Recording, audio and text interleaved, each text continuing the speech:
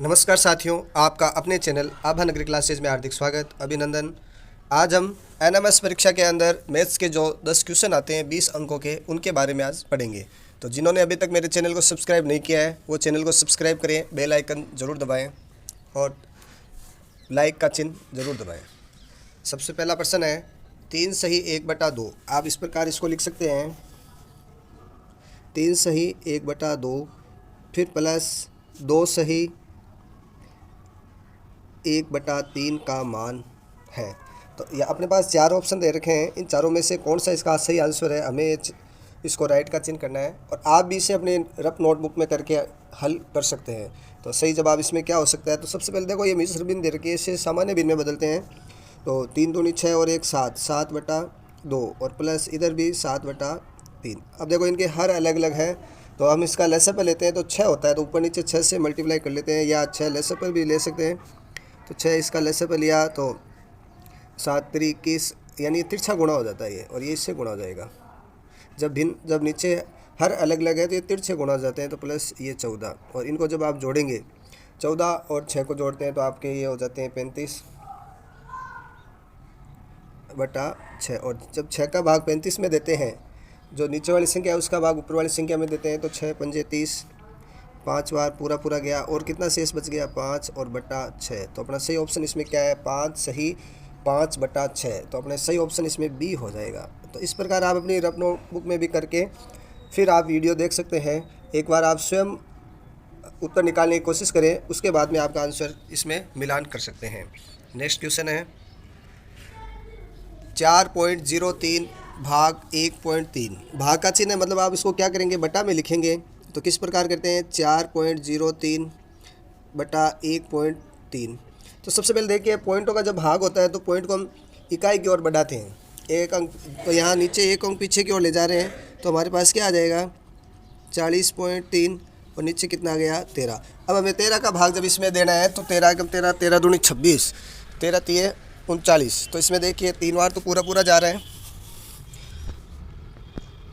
और फिर कितना बच गया? पॉइंट लग गया, 1 बच गया यहाँ पे। तो 13 एकम 13। तो सही आंसर क्या हो जाएगा? 3.1। 3.1 किस ऑप्शन में है? हमारे वही ऑप्शन सही है इसके अंदर। तो ए के अंदर ये 3.1 ये आंसर है, तो अपना सही ऑप्शन हो जाएगा ए। नेक्स्ट क्वेश्चन है तीसरा, निम्नलिखित में से कौन सी संख्या पूर्ण वर्ग संख्या नहीं है? इस नहीं को आपको ध्यान में रखना है। निम्न में से कौन सी संख्या पूर्ण वर्ग संख्या नहीं है? इस नहीं को आप ध्यान में रखते हुए करेंगे। तो देखो 100 किसकी है वर्ग संख्या? 10 की वर्ग संख्या है 100। और ये पता नहीं है 81, देखिए 81 किसकी है? 9 की वर्ग संख्या है, और ये भी पता नहीं है। लेकिन यहाँ देखो ये 18, ये दोनों ही पूर्ण वर्ग संख्या नहीं है। तो ये भी पूर्ण वर्ग संख्या नहीं है, क्योंकि 1000 पूर्ण वर्ग संख्या नहीं होती है, 1800 भी पूर्ण वर्ग संख्या नहीं है। तो ये दोनों ही नहीं है इसके अंदर। तो इसमें 2 ऑप्शन अपने पूर्ण वर्ग संख्या के नहीं है, डी और बी। बाकी 100 है, 81 है, ठीक है ना। पूर्ण वर्ग संख्या कौन सी होती है? वर्ग संख्या जिस संख्या को उसी संख्या से गुणा करने पर पूर्ण वर्ग संख्या होती है। जिस प्रकार 64 है, 64 किसको गुणा करते हैं? तब 8 को 8 से गुणा करते हैं। इसी प्रकार 144 है, तो 144 कैसे आते हैं? 12 को जब आप 12 से गुणा करते हैं। इसी प्रकार 625 है, तो इसको आप 25 को 25 से गुणा करेंगे तो 625 हो जाएंगे। तो सेम संख्या को जब मल्टीप्लाई करते हैं तो जो संख्या आती है उसको पूर्ण वर्ग संख्या कहते हैं। तो इसमें 2 ऑप्शन है, एक तो बी और डी, इन दोनों में ही अपनी पूर्ण वर्ग संख्या नहीं है। अगला क्वेश्चन है चौथा, यदि p बराबर -1, यदि p बराबर -1 है तो 4p-2 + 6 का मान होगा। तो इस मान के, ये जो अपना प्रश्न है, इसमें p की जगह हम क्या रखेंगे? -1 रखेंगे। p की जगह -1 रखेंगे, तो अपने पास ये क्या आ जाएगा? 4 कोष्टक -1 -2 और फिर कोष्टक बंद, और ये 6। सबसे पहले बोर्ड मास का नियम के अनुसार ब्रैकेट हल करते हैं। तो ब्रैकेट में बाहर 4 रह जाएगा, लेकिन ये -1 और -2 समान चिन्ह है, समान चिन्हों की जोड़ होती है और चिन्ह वही आ जाता है। तो कोष्टक -3 हो जाएंगे, फिर +6। अब इनमें देखिए दोनों में पहले मल्टीप्लाई होगा, बाहर कोष्टक की जो संख्या उससे मल्टीप्लाई हो जाएगा। तो 4 तिये 12, लेकिन ये किसके आएंगे? माइनस के आएंगे, फिर प्लस ये 6। अब यहाँ देखिए दोनों विपरीत चिन्ह है, विपरीत चिन्हों की बाकी होती है। बड़ी संख्या में से हम छोटी संख्या घटाते हैं। बड़ी संख्या 12 है, 12 में से 6 कम किया 6, और चिन्ह बड़ी संख्या का लगाते हैं। ये ध्यान रखना, चिन्ह बड़ी संख्या अपने पास 12 है तो इसका माइनस का चिन्ह है, तो इसमें अपना सही ऑप्शन क्या हो जाएगा, सी इसके अंदर सही ऑप्शन हो जाएगा। मैं ये चाहता हूँ कि आप एक बार इनको अपने रफ नोटबुक में पहले करें, फिर इस वीडियो को देखें और फिर अपने आंसर को इसमें मिलान कीजिए। 5वां क्वेश्चन है, 1 से 10 तक की सम संख्याओं का माध्य ज्ञात कीजिए। क्या ज्ञात करना है, माध्य। और माध्य वो भी किन का ज्ञात करना है, सम संख्याओं का। यहाँ विषम संख्या भी आपको दे सकते हैं, तो सम और विषम संख्या का आपको पहचान होनी चाहिए। जिसमें 2 का भाग जाता है वो सम संख्या होती है, जैसे 0, 2, 4, 6, 8, ये अपने सम संख्या है। जिसका इकाई का अंक 0, 2, 4, 6, 8 है वो सब क्या है, सम संख्या है। बाकी जो 1, 3, 5, 7, 9 ये है विषम संख्या। यदि विषम संख्याओं की बात होती तो हम 1, 3, 5, 7, 9 ये लेते, लेकिन यहाँ सम संख्याओं की बात हो रही है। तो सम संख्याएं कौन कौन सी होती है, 1 से लेकर 10 तक की बात कर रहा है ये। वैसे सभी सब बहुत सारी है सम संख्या है, लेकिन 1 से लेकर 10 तक के बीच में कौन कौन सी सम संख्या आती है, जैसे 2 आती है, 4 आती है, 6 आती है, 8 आती है, और ये 10 स्वयं भी है। तो ये 1 से लेकर 10 तक की सम संख्या हैं। अब माध्य क्या होता है, माध्य क्या होता है, राशियों का योग बटा राशियों की संख्या। राशियों का योग बटा राशियों की संख्या।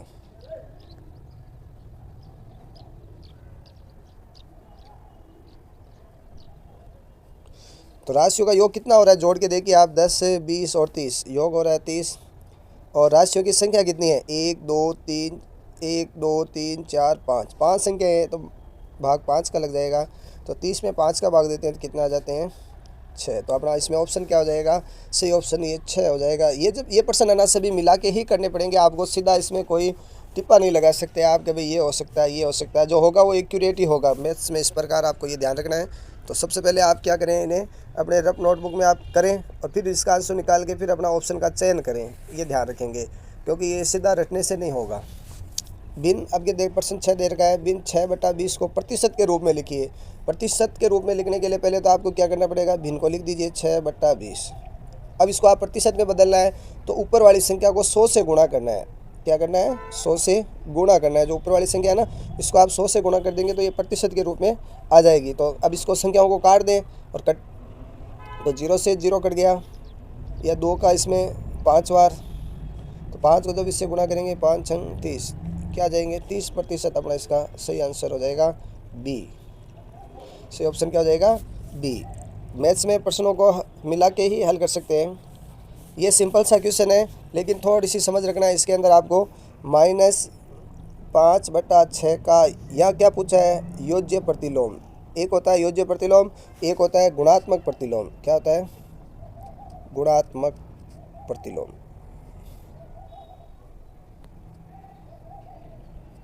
तो दोनों अलग अलग है। योज्य प्रतिलोम में तो अपने को क्या करते हैं, चिन्ह चेंज करते होते हैं। जो माइनस की संख्या होती है उसको प्लस में बदल देते हैं, और जो प्लस की होती है उसको माइनस में बदल देते हैं। जैसे ये अभी माइनस की संख्या दे रखी है, तो आप इसको प्लस में बदल देंगे तो मतलब माइनस का चिन्ह हो जाएगा 5/6। ये इसका आंसर हो जाएगा। तो इसमें सही ऑप्शन क्या हो जाएगा, 5/6। किस में है, ए में है। देखो सभी एक जैसे लग रहे हैं ऑप्शन, लेकिन अपने को सही ऑप्शन का चयन करना है, ए इसमें सही है।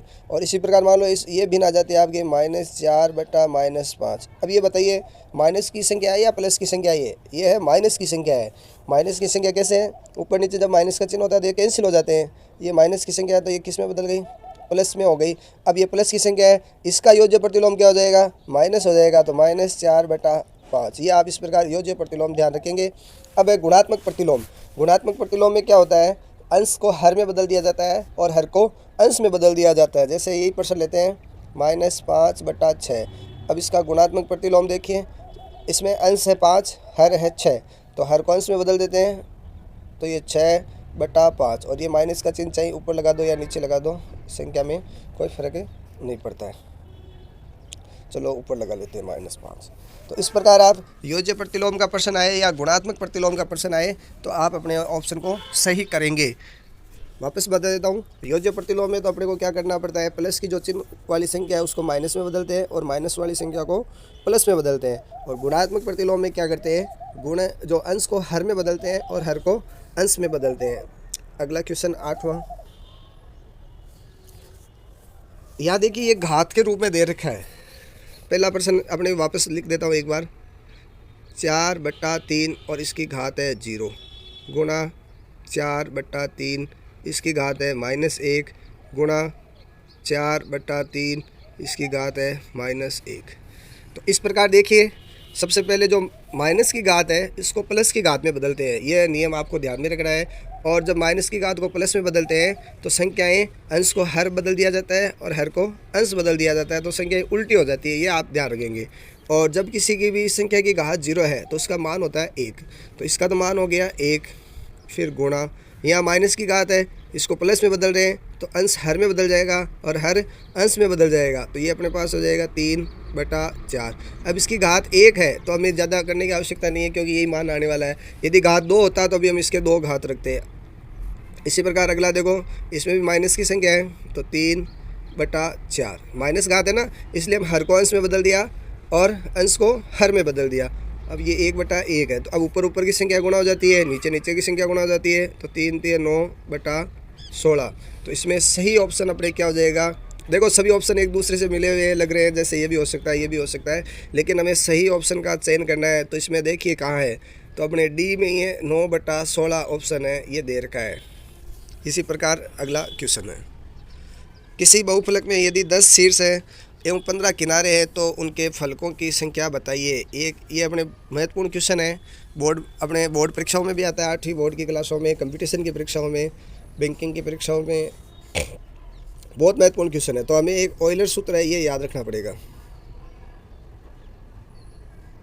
ये सूत्र क्या होता है, अपने F + V = E+2, ये ध्यान रखना है। तो इसमें अब ये होते क्या है, एफ तो होता है फलक, एफ क्या होता है, फलक होता है, या मैं लिख देता हूँ, फलक होता है एफ। और वी क्या होता है, इसके अंदर शीर्ष होते हैं, शीर्ष होते हैं वी। और ई क्या होते हैं, किनारे। इनको आप ध्यान रखेंगे, नहीं तो अन्यथा हमें यही पता नहीं रहेगा वी क्या है, ई क्या है, एफ क्या है। तो अब इस सूत्र के अनुसार देख लीजिए, एफ क्या है, फलकों का मान पूछा है हमसे तो एफ की जगह एफ लिख दिया, प्लस वी क्या है, शीर्ष का मान कितना दे रखा है, 10 दे रखा है। और ई है किनारे कितने दे रखे हैं, 15 दे रखे हैं, +2, तो एफ + 10 = 17। अब देखिए इधर 10 प्लस में इधर पक्षांतरण करते हैं तो एफ = 17 - 10, और 17 में से 10 कम करते हैं तो अपने क्या आंसर हो जाता है 7। तो सही ऑप्शन क्या हो जाएगा, D7। एक इस प्रश्न में हमें ये ध्यान रखना है कि किनारों की संख्या सबसे ज़्यादा होती है, किनारों की संख्या सबसे ज़्यादा होती है और फलकों की संख्या सबसे कम होती है। यदि आपके कहीं कन्फ्यूज़न हो कि भाई ये एफ का मान है या वी का मान है या ई का मान है, तो सिंपल सा आपको ध्यान रखना है कि जो सबसे अधिक मान आएगा वो किनारों का मान होगा और जो सबसे कम मान होगा वो फलकों का मान होगा। इसके द्वारा भी आप ये ध्यान रख सकते हैं। तो आप इनको महत्वपूर्ण प्रश्न मान के ही करेंगे। ये मोस्ट क्वेश्चन है, बोर्ड परीक्षाओं में, कंपटीशन परीक्षाओं में, ये सभी में आते हैं।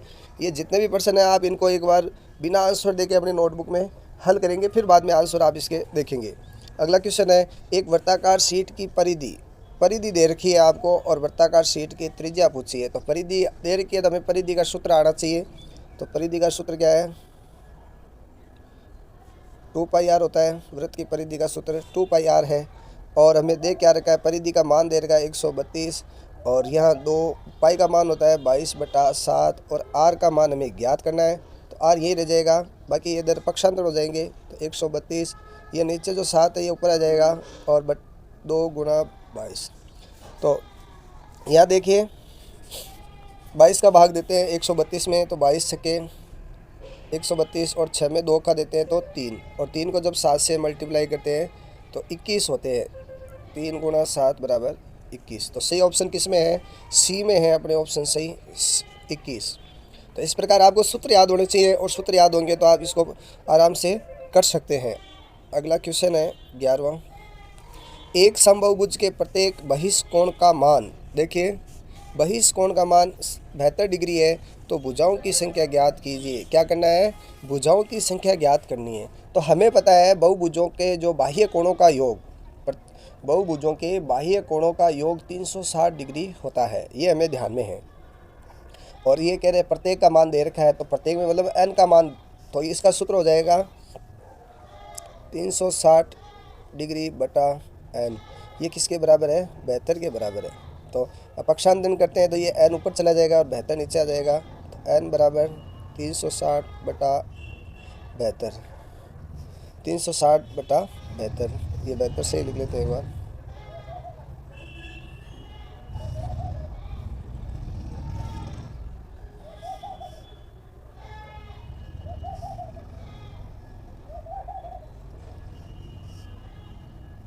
अब जब 72 का इसमें भाग 36 से कम 36, 36 दूनी 72, अब 2 का भाग 10 में 5, तो 5 किस ऑप्शन में है? अपने बी में है। तो अपना सही आंसर क्या हो जाएगा?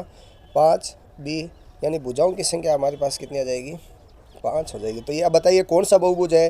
तो 5 जिसके अंदर भुजाएं होती है वो कौन सा बहुभुज होता है? पंचभुज। ऐसा भी पूछ सकते हैं आपको कि वो कौन सा भुज है, कौन सा बहुभुज है? तो वो पंचभुज है। ठीक है, तो सही ऑप्शन अपने बी हो जाएगा।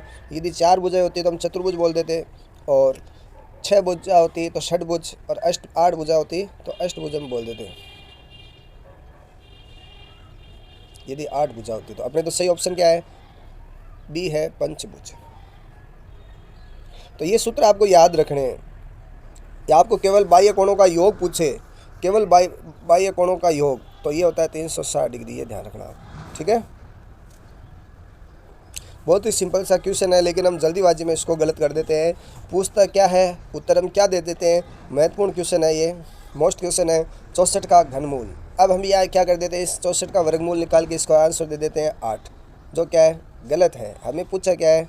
घनमूल। घनमूल क्या होता है? किसी भी संख्या को आप 3 बार गुणा करते हैं तो उसका घन होता है, और जब उसको 3 बार ही वापस भाग देते हैं तो वो घनमूल होता है। तो 64 किसका होता है? 4 गुणा 4 गुणा 4, यानी 4 चौक 16 और 16 चौक 64। तो 64 का घनमूल क्या हो जाएगा? 4 हो जाएगा। तो सही ऑप्शन क्या हो जाएगा? ए। और हम जल्दीबाजी में इसको 8 भी कर देते हैं तो वो गलत है। तो घनमूल की जब बात है तो आपको ध्यान रखिए, इसको करना है। अगला क्वेश्चन है 13। एक कोण का मान अपने पूरक कोण का आधा है। एक कोण का मान अपने पूरक कोण का आधा है तो वह होगा। तो हमें पता है पूरक कोणों का योग कितना होता है? 90 डिग्री होता है। पूरक कोणों का योग कितना होता है? 90 डिग्री होता है। तो पहले तो इस ऑप्शन में देख लो, जो 90 से ज़्यादा है वो तो है ही नहीं, तो 110 ये नहीं होगा, केवल 90 भी नहीं होगा। अब इन दोनों में से कौन सा हो सकता है? तो अब इन दोनों में से हमें, अब ये कह रहा है एक कोण दूसरे का आधा है, तो आधा जब 60 + 30 इनको जोड़ेंगे तब पूरक कोण का योग 90 हो रहा है।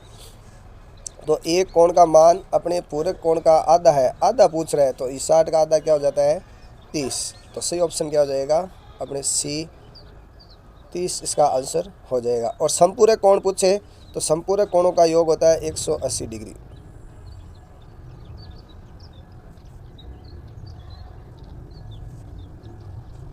समपूरक कोणों का योग 180 डिग्री, ये ध्यान रखना है। नेक्स्ट है क्वेश्चन 14। एक समबाहुभुज त्रिभुज का परिमाप दे रखा है। समबाहु त्रिभुज, समबाहु त्रिभुज मतलब सभी भुजाएं समान है, यानी 3 भुजाएं होती है और तीनों ही बराबर है। तो समबाहुभुज की भुजा ज्ञात कीजिए, तो इसमें अपने को 3 का भाग देंगे तो भुजा का मान आ जाएगा। तो n बराबर परिमाप बटा 3 है, तो 3 का जब इसमें भाग देते हैं 3 3 9, पॉइंट 1 बच गया, ये 3 पंजे 15। तो त्रिभुज की भुजा कितनी हो गई? 3.5। तो किस ऑप्शन में सही है? डी ऑप्शन में 3.5 सेमी दे रखा है, तो अपना ऑप्शन हो जाएगा डी। नेक्स्ट क्वेश्चन है, निम्न में से असमान पद है। अब देखिए असमान पद कैसे आप इसकी पहचान करते हैं? इनकी जो बीज व्यंजकों की जात है वो आपको ध्यान रखना है। इसमें क्या जाति के हैं? पी क्यू या क्यू पी। एक ही पी क्यू मान लें, क्योंकि पहले पी आता है फिर क्यू आता है। इसमें क्या है? इसमें भी पी क्यू है या क्यू पी है, ये क्रम आगे पीछे है लेकिन है तो पी क्यू ही है। इसमें क्या है? 6p² क्यू, और ये क्या है? पी क्यू है। तो ये देखो इसमें p² क्यू आ गया, तो ये असमान पद है, बाकी सभी में समान जात है। आप इस चिन्ह को देख के गलत मत कर देना, जब समान सहजातीय पद होते हैं, हमें ये सहजातीय पदों का ध्यान रखना है। सहजातीय पद है तो वो सेम है, यदि सहजातीय नहीं है तो अलग है। तो असमान पद पूछा है तो अलग हमें इसके अंदर सी ऑप्शन में दिखाई दे रहा है, तो अपना सी ऑप्शन हो जाएगा सी। अगला क्वेश्चन संख्या 16, मूल बिंदु के निर्देशांक। ये महत्वपूर्ण क्वेश्चन है, बोर्ड परीक्षाओं में भी आता है और कंपटीशन की परीक्षाओं में भी आता है, हमारे एनएमएस परीक्षा में भी आ सकता है। तो मूल बिंदु के निर्देशांक हमेशा 0,0 होता है। तो ये किस ऑप्शन में है सही है? ये सी ऑप्शन में सही है, तो अपना आंसर क्या हो जाएगा? सी हो जाएगा। क्वेश्चन 17, 42 सेमी व्यास वाले वृत्त की परिधि ज्ञात कीजिए। अब अभी परिधि का हमने किया था, तो परिधि का सूत्र क्या है? 2πr। अब यहाँ r क्या है? त्रिज्या है, और हमें दे क्या रखा है? व्यास दे रखा है। तो व्यास का आधा होता है त्रिज्या। तो पहले हम त्रिज्या निकाल लेते हैं। व्यास का आधा होता है तो 42/2, और 42 में 2 का भाग देते हैं तो 21। तो यहाँ r का मान क्या हो जाएगा? 21, 2 गुणा 22/7 गुणा 21। और जब ये 7 के पावड़े से ये कटता है 3 बार, और इनको जब आप मल्टीप्लाई करेंगे तो 3 को 6, 3 दूनी 6, और 6 को 22 से गुणा करते हैं तो 132। 22 गुणा 6 यानी 132। तो सही ऑप्शन हमारे बी हो जाएगा। तो इस प्रकार आपको परिधि के सूत्र है, त्रिभुज के सूत्र है, पंचभुज के जो अपने समबाहुभुज के अंतः कोणों का योग, बाह्य कोणों का योग, वो सब सूत्र हमें याद रखेंगे। हम एक वीडियो बना देंगे सभी सूत्रों के लिए। ये देखो बहुत ही महत्वपूर्ण क्वेश्चन है, इसमें आपको कन्फ्यूजन किया हुआ है, आपको सही आंसर का इसमें चयन करना है।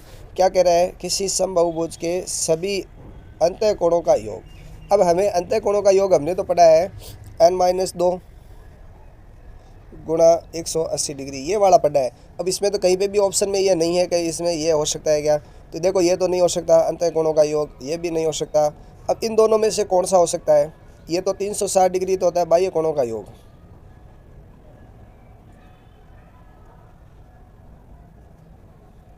बाह्य कोणों का योग 360 डिग्री। लेकिन हमसे तो पूछा है अंतः कोणों का योग, इसमें से कौन सा हो सकता है? लेकिन सही देखे तो परीक्षा में हमने अपनी किताबों में यही पढ़ा है n-2 गुणा 180 डिग्री। तो अब इन दोनों ऑप्शन में से कौन सा हो सकता है? तो यह बी होगा। बी कैसे होगा? बी कैसे होगा? देखो यहाँ दोनों में 2 कॉमन है, 2 का भाग जाता है तो 2 कोष्टक से बाहर आ गया, क्या बच गया? n-2 गुणा 90। जब ये 2 बाहर है और इधर बाहर 90 है, तो ये दोनों आपस में गुणा हो जाएंगे, तो n-2 गुणा 180 डिग्री। तो सही ऑप्शन क्या हो जाएगा? बी हो जाएगा। तो कन्फ्यूजन नहीं होना है, अपने को ऑप्शन में देख के अपना सही आंसर का चयन करना है। नेक्स्ट क्वेश्चन है, ये अंतः कोणों के योग से संबंधित और भी प्रश्न बनाएंगे हम अगले पार्ट के अंदर, तो आप इनके अभ्यास करेंगे। नेक्स्ट क्वेश्चन 19 नंबर, नीचे दिए गए चित्र में अक्ष का मान ज्ञात कीजिए। अब अक्ष का मान ज्ञात करना है। त्रिभुज के तीनों कोणों का योग हमें पता है 180 डिग्री होता है। तीनों कोणों का योग कितना होता है? 180 डिग्री होता है। अब ये देखो 2 ये भुजाओं पे इस प्रकार दे रखा है, इसका मतलब क्या है? ये दोनों भुजाएं बराबर है। ये दोनों भुजाएं कैसी है? बराबर है। और बराबर भुजाओं के बीच में जो कोण बनते हैं वो भी बराबर होते हैं। ये एक प्रमेय है, बड़ी क्लासों में आप 10वीं में पढ़ सकते हैं। बराबर भुजाओं के मध्य बने कोण भी बराबर होते हैं। और ये एक कोण इस प्रकार ये 90 डिग्री का दे रखा है आपको, तो एक कोण तो आपको 90 का दे रखा है। और ये दोनों कोण बराबर बराबर कब होंगे?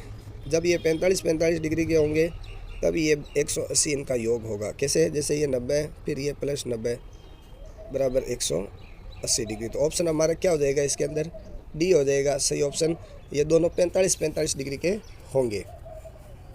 क्यों होंगे? जब इस प्रकार आपको 2 भुजाएं दे रखी है और उन पे बराबर का चिन्ह लगा रखा है, तो बराबर भुजाओं के बीच बने कोण बराबर होते हैं। नेक्स्ट क्वेश्चन है,